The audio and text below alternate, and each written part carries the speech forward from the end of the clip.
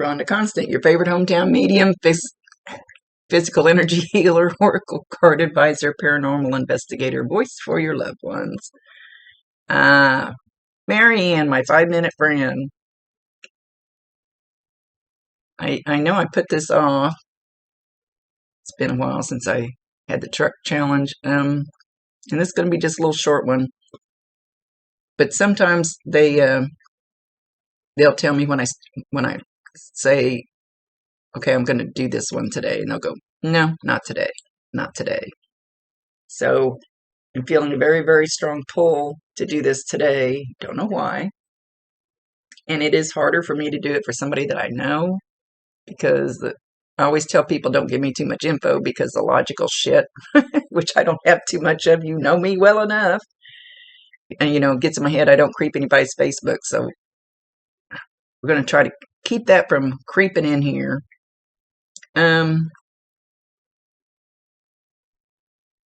You've had dreams about your dad lately. You've had dreams. The difference between a dream and a true visitation from them is dreams, when you open your eyes, they start filtering away, they start fading, melting. True visitations, I had one from Bob 7-8 years ago. I can still remember every detail, everything that was said, every picture on the wall, exactly how he walked out the back door, because he went out this back door to go get me something. And it's still crystal clear even now. That is a true visitation. So no, I think part of what you're getting are dreams, and part of what you're getting are your dad's actually coming to visit you. And yes, it does happen. I promise you 1,000%, he can hear you, he can see you. Talk to him all you want to. I don't know if you've actually heard him talk.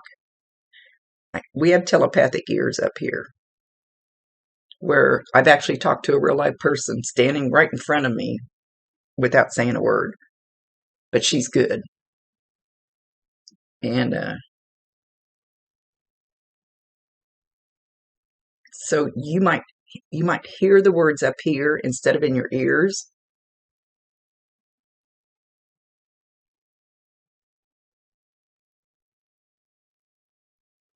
He's trying to call you a nickname, and I can't quite catch it. I stink at names and nicknames. I don't know why. I used to get them all exact, and then here a while back, it just kind of... So that's hit and miss. So that could be my fear of being wrong, because they've messed up lately. He's trying to... Can't quite hear it. Hang on. Let me see if I can get it. It's like I hear him calling you Susie Q, but don't you have a sister Susie? So I don't know how that fits in, but I keep hearing Susie Q, Susie Q, Susie Q.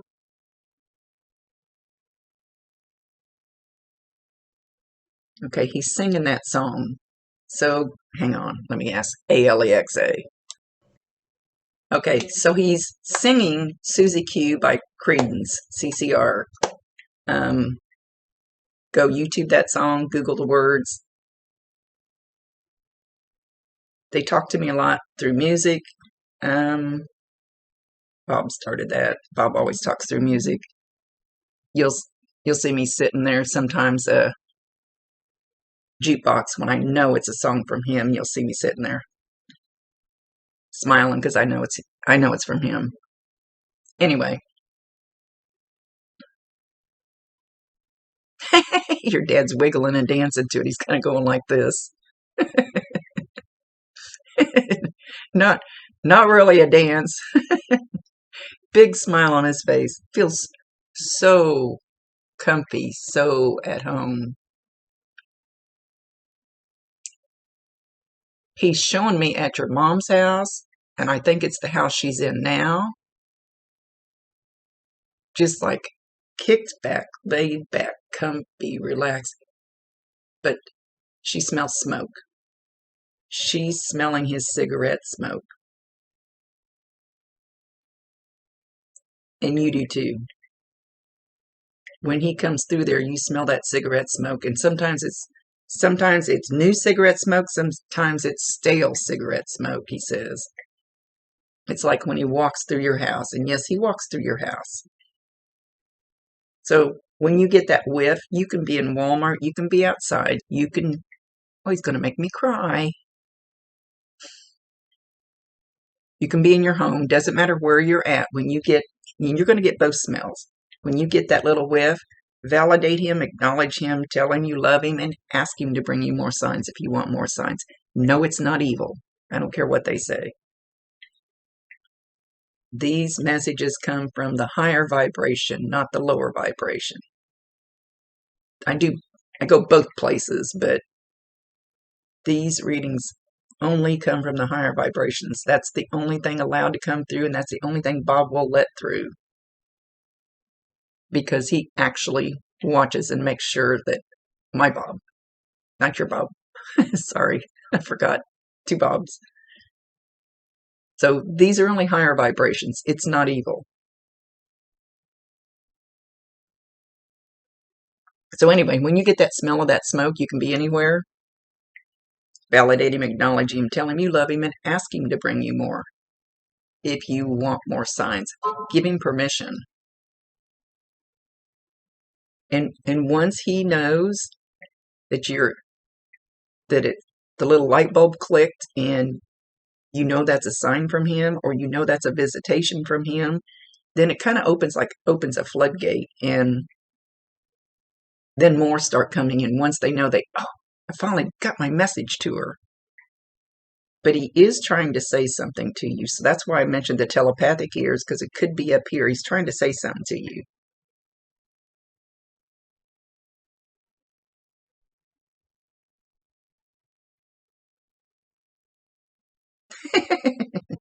Uh-oh. He's trying to say that he loves you. That's a given. He says, I'm looking out for you. That's kind of a given. And I can still kick your butt.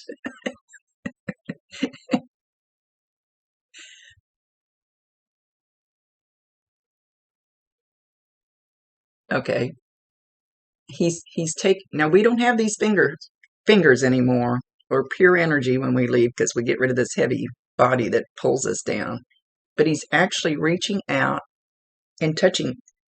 Show me again. Now, which way? Okay. So it could be either arm, because he's flip-flopping around. He's just taking like one finger, and he's touching your arm. Touching your arm. Touching you up here. Now they make me itch. Their energy makes my head itch when they get too close. But it's like one finger, so you could feel like a strange pressure just in one spot. Usually they take their whole hand. He's just using, I think he's trying not to scare you. One finger. It could feel like a bug crawling there. It can feel like a goosebump, like just in one little spot. It could feel like, oh, my head's itching again. I don't think that's for you. Anything they do to me is for you, but I think this is my stuff. It can feel like a pin sticking you. One time, I got 3 pins. Felt like a pin sticking me 3 times right there in the chest, and I went, "Hey, that really hurt. What the heck? Who's trying to get my attention? What do you want?" The very next second, that same pinprick hit me right. I have a tattoo with B.O.B. on my ankle, right in the middle of that. So there was my answer. It truly works that way. So watch for that feeling. He doesn't have a finger anymore, but watch for that feeling. You feel something push. You could even see a red spot there. It could get really hot when Bob gets too close over here. My ear actually turns bright, bright red, burns like fire. And one time my whole face got flushed because he was so close. And I'm only explaining this because when you feel it, then you'll understand. Everybody feels it different, though. I actually got the thermometer out. I thought I had the virus. So I clicked this side, go perfectly normal, click this side, and the alarm went off because he was generating so much energy, so much heat right there. So it could feel like that. He's showing back here too. But it could also feel like a pin sticking you. It just depends on how forceful he wants to be. A lot of times, it could be like when you're zoning out, like staring at the TV, but not really there, when you're kind of relaxed. But a lot of times it'll be like when something's stressing you out, like something, and he's trying to say, I'm right here. I'm right here. He's going to make me cry again. I'm right beside you.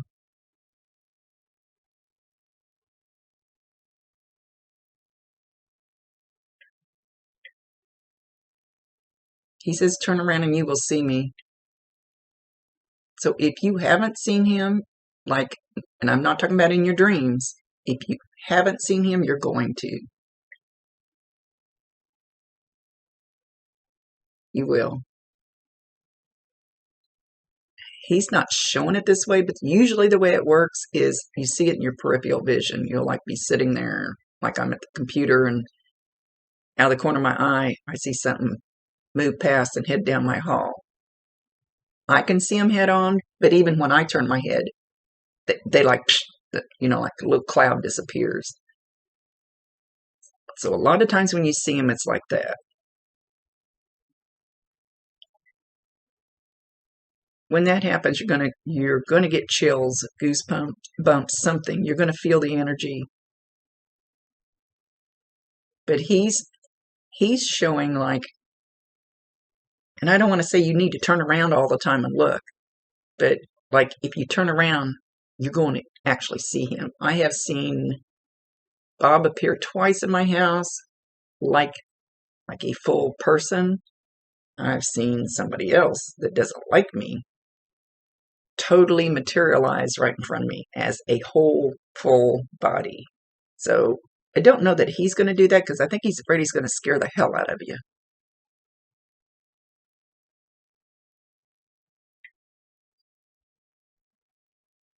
Oh, okay. Brantley sees him. And it's so common for animals. Watch your cats. I heard you say the other day you have cats. Cats, like if you see the cat like following a fly or something around the room, it's because your dad's messing with them. They'll take their finger or something and they'll mess with them. Or the cat jump up on the wall like it's grabbing something. That's your dad. And animals and small children, usually until about the age of 9 or 10, and then they go, if I say I see my grandpa that's not here anymore, or my imaginary friend, society's going to poo-poo me, so I'm not going to talk about this anymore. We're going to shut this down. It's the way it usually works. Nowadays, it's getting to be more open. Brantley sees him. Does he ever talk about your dad and kind of wave at, like he's waving at the air? I know he's old. He's getting. I don't remember how old Brantley is now, but he's getting old enough where he's kind of not going to do it in front of anybody anymore because he figures he's going to get in trouble. But your dad's showing me looking down at him, and he's looking right back at him. They're interacting. They hug.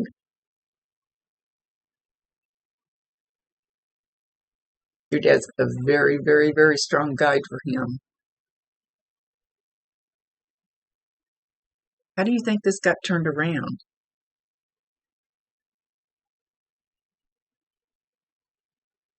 Well, he's going to make me cry again. How do you think this got turned around? Your dad had a hand in it.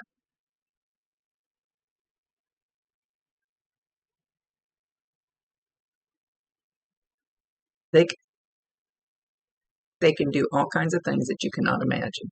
They can move energies around. They can shift energies. They can. He says you're not getting a man anytime soon. I was going to say they can put people in your place. He said she's not getting a man anytime soon. Yeah, well, you're screwed.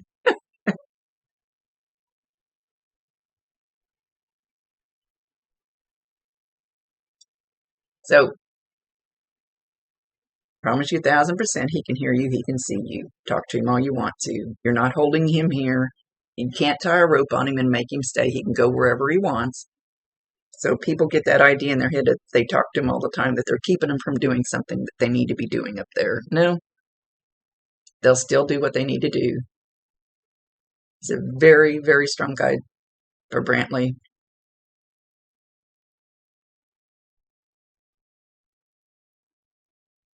He's there a lot. He's there a lot in your bedroom when you guys are laying in bed talking.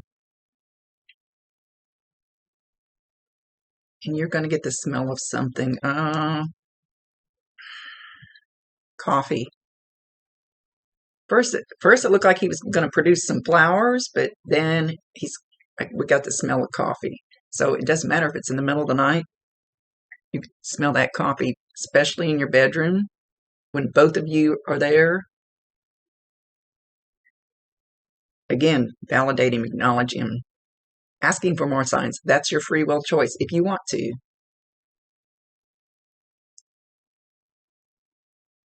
He's got a very, very strong hand in what's going on in Brantley's life.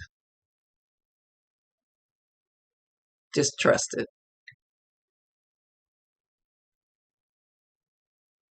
So, whatever your dad was good at here, why does he keep making me want to cry?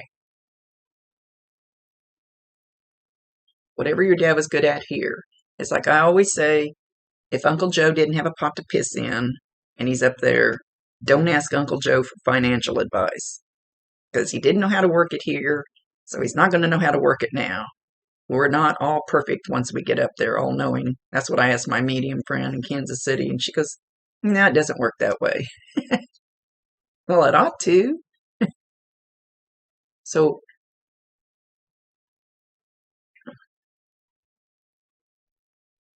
he's saying something about manipulating the judicial system. He's not talking about the government.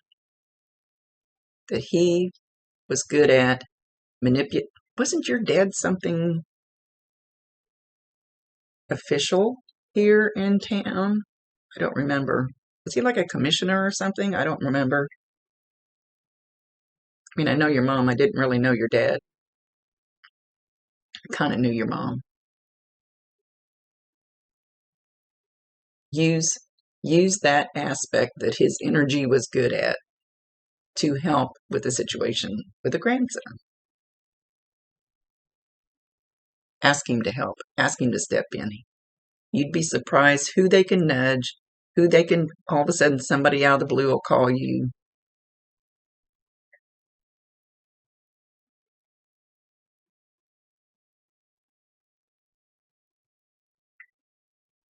Okay, he's shown a picture of you, your two boys, and the grandson, and he's standing there, but he's up a little higher, and he's got his arms out like this, like circling around the four of you. He says, I have this little circle, but and then he's got your mom too, but that's separate. He's laid back, he's relaxed, he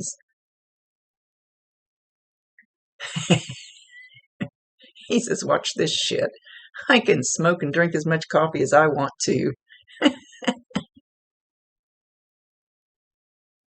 He says, I love you. You were one of my ornery ones.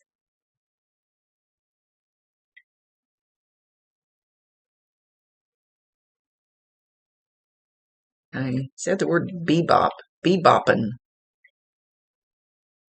So I don't know if there's something in those words or if he ever said bebopping.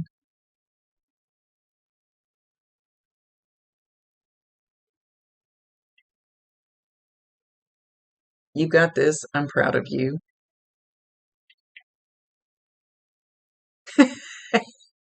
He says, I'm proud of you now, but Lord help me in the earlier years.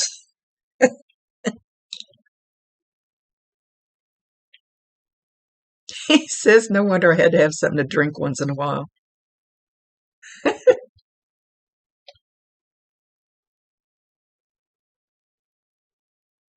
and we're good to go.